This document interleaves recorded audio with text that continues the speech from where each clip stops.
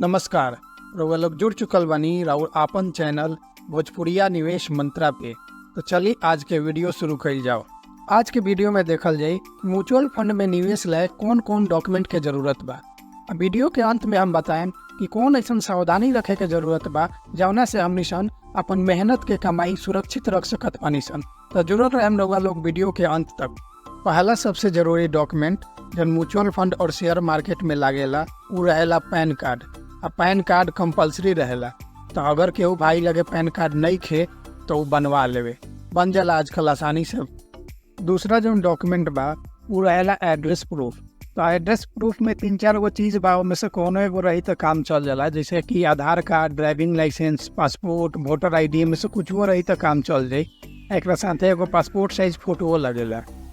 तीसरा जो जरूरी डॉक्यूमेंट रहेला उ रहेला बैंक अकाउंट। और साथ एगो कैंसिल चेक, बैंक स्टेटमेंट चाहे पासबुक के पहिलका पेज के फोटोकॉपी के जरूरत रहेला।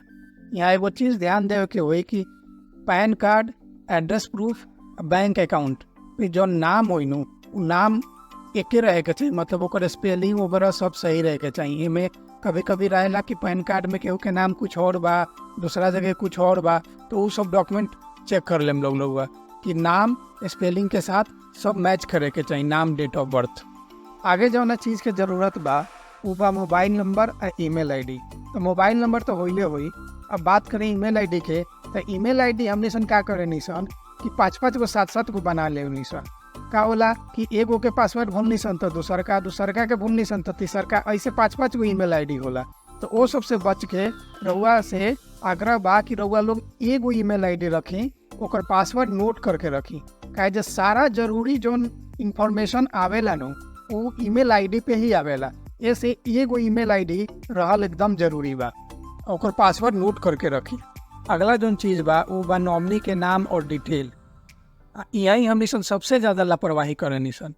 म्यूचुअल फंड में ना, ई चाहे बैंक अकाउंट होखे चाहे LIC करी सन, कोनो में का सोचे निसन कि चलो ना नॉमिनी के नाम बाद में डाला जाई, लेकिन इस सबसे बड़का हमनी सन के भूल बा।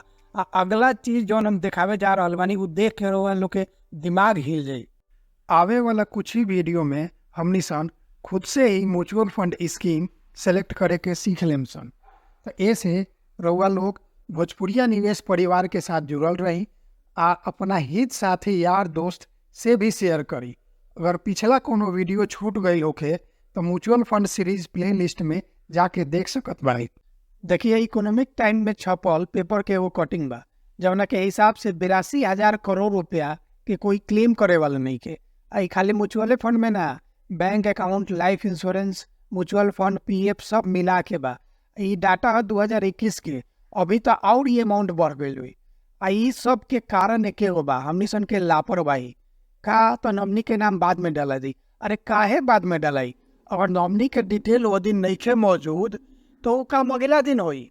ई ना कि हाँ नॉमिनी के नाम बाद में डालाई, वो कामे अगला दिन होई। आप देखिए भविष्य के देख ले बा, ऐसे नॉमिनी के नाम डालल एकदम जरूरी रहेला। अगर रउआ बैंक अकाउंट, LIC चाहे और कोनो फाइनेंशियल ट्रांजेक्शन जहाँ होला वहाँ अगर नॉमिनी के नाम नहीं खे तो सब काम छोड़ के सबसे पहले जाके अपन नॉमिनी के नाम डाली। तो आज के वीडियो में बस इतना ही। धन्यवाद।